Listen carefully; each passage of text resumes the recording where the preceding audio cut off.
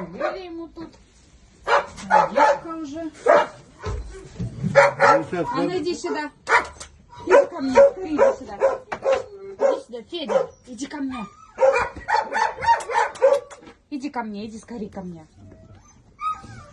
Ну, мы еще, конечно, на стрессе. Мы вообще не понимаем, что происходит и почему он тут.